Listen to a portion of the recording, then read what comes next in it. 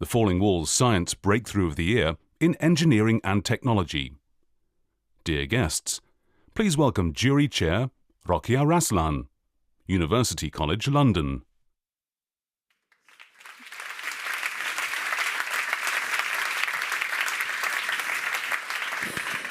Hello everyone. As we've just heard, the rapid growth of AI demands unprecedented computing power, but it also demands unprecedented energy efficiency. Professor Fang's Tai Chi photonic chiplet and full forward mode training architecture allows computing to go beyond the current boundaries of its physical limits.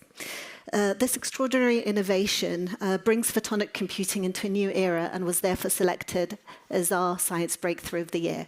Please join me in congratulating Professor Fang on truly breaking the wall of high-power AI needs.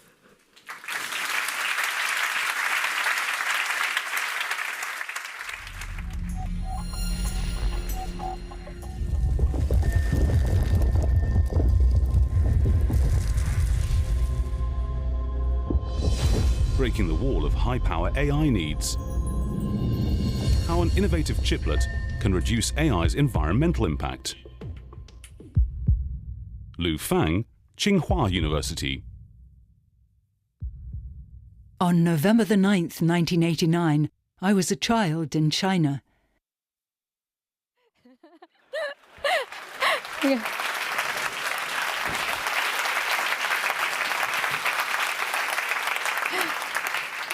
Good afternoon, everyone. I'm Lu Fang from Tsinghua University in Beijing.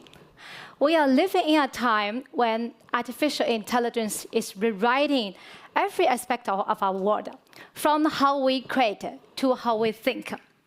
But behind this new intelligence, there is a hidden wall, a wall of power.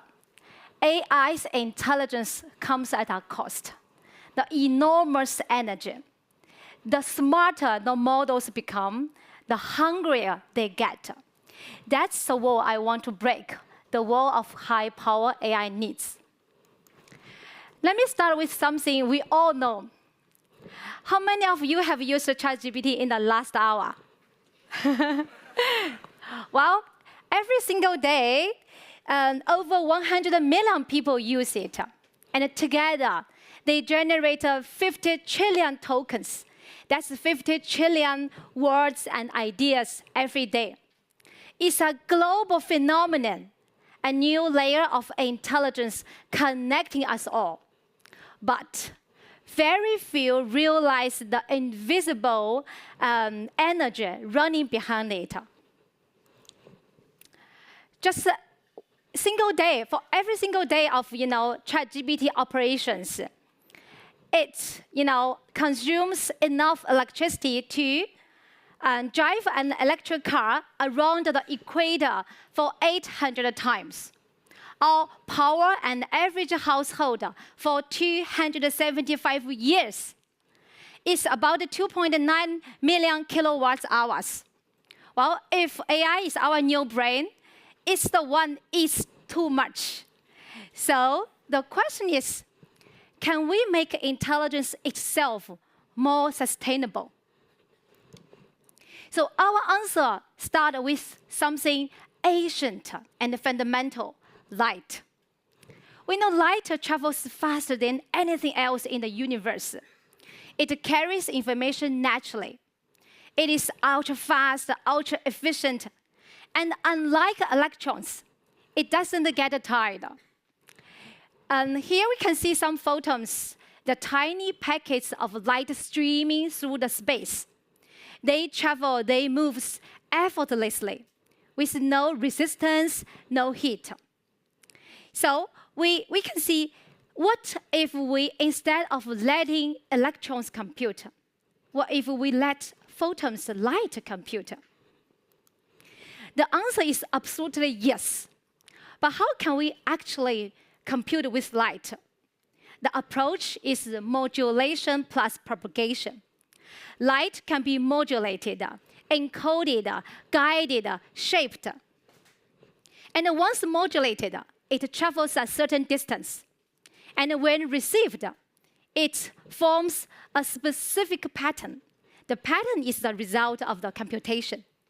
And as shown in the video, we can see the light actually modulates by this kind of the, the orange and white face mask. It modulates the incoming light. And we can see, and then finally, eventually, the light in the output pattern will be focused in one single point. So through all this process, there's no resistance, no heat, just the photons flowing, computing as they go. And we name this concept light speed computing. So we can see it's actually not science fiction. It's physics in action. So up to this point, we have used the modulation and the propagation to realize a single layer of optical computing. But one layer is far from enough. How can we do? We can build architectures connecting different layers to form the networks of light. As shown in the video, those units can be stacked layer by layer and connected in parallel, and even looped end to end. And with these architectures, we can start to try to solve some relatively simple intelligent tasks, such as the character or number classification. And that is where the boundary between the optics and the intelligence starts blur. Unfortunately, these light-based networks still face challenge, that is scalability. The physical imperfections make it difficult to scale up to a very large scale and very capable architecture. So the question becomes, what kind of organization that can really make the networks to truly scale and to think? We can, let's think about the best computer we know, the human brain. It performs 5 quadrillion operations per second, but consuming only 20 watts of the power.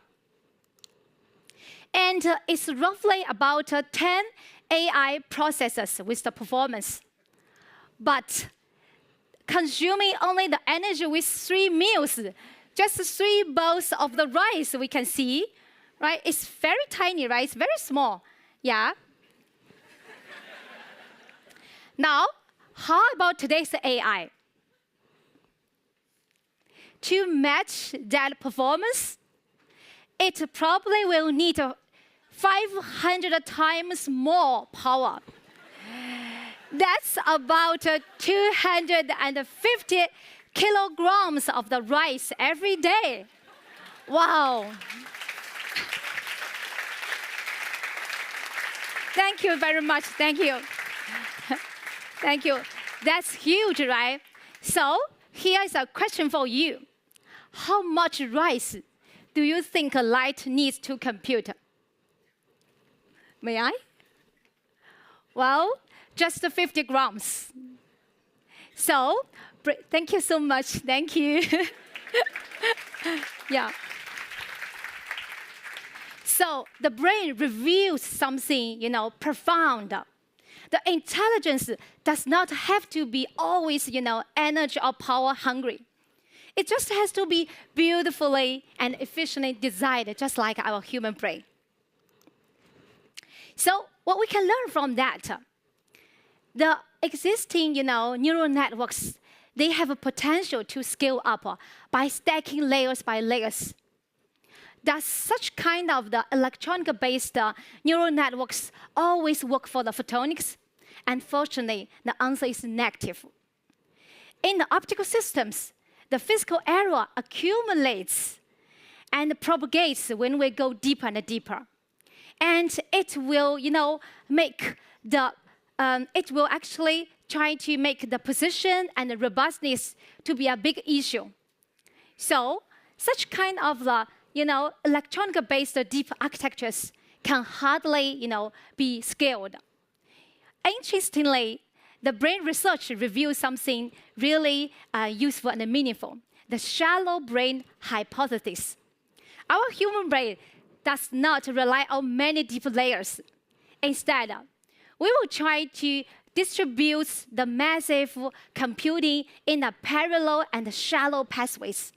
So inspired by this, we designed the Taichi, a tiny lighter brain. In Taichi, we will not try to stack in layers in the deep way, but we will try to distribute, the very complex tasks in a parallel and a broad way. So it's a kind of a physical embodiment of intelligence. There is an old proverb in China, 3 ignorant cobblers add up to a genius. And it perfectly describes the distribution concept behind the Tai Chi triplets and architecture. In Tai Chi, we will try to distribute, a very complex and large-scale computing task into many simple ones. And we design such kind of top-down architecture. And we can see with this kind of the architecture, for example, for the multi-category classification, we can try to decompose it into a series of binary decisions, and they vote together to get final results. And for the generative task, we can divide a big image into several patches, and each decorated with its own stylized texture. And finally, they come together to get the original image as if painted by Van Gogh or Monet. So it is elegant and efficient. So the benchmarks are astonishing. Compared with the conventional processors, Tai Chi can run 100 times faster. It's like taking a train from Berlin to London, a journey that usually takes 10 hours, right? And now it could just take 6 minutes. And besides that, Tai Chi consumes 1,000 times less energy. Imagine charging your mobile phone once, and instead of lasting for just 1 day, and now it keeps running for 3 years. So it's the AI that is high speed, high fidelity, and high efficient all at once.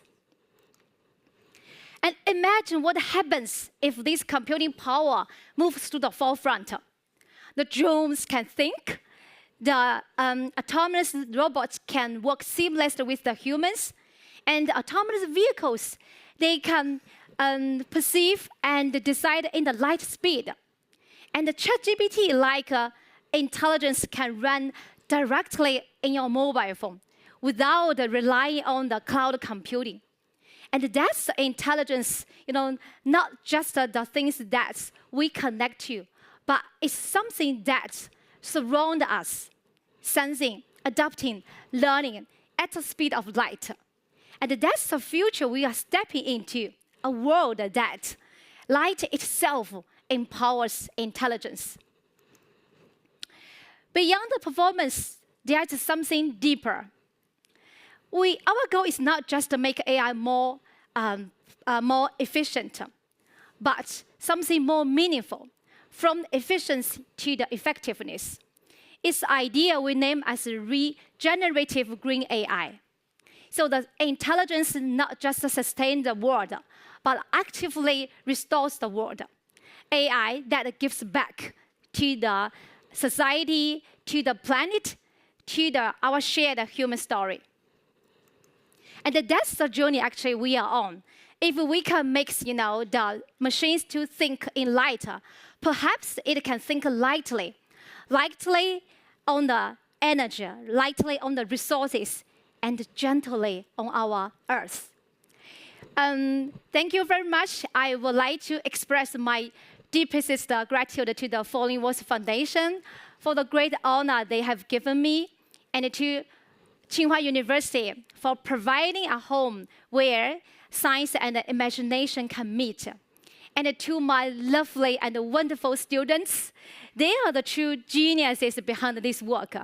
And it is their passion and perseverance that can make light not just a computer, but inspire. So let's make intelligence truly intelligent.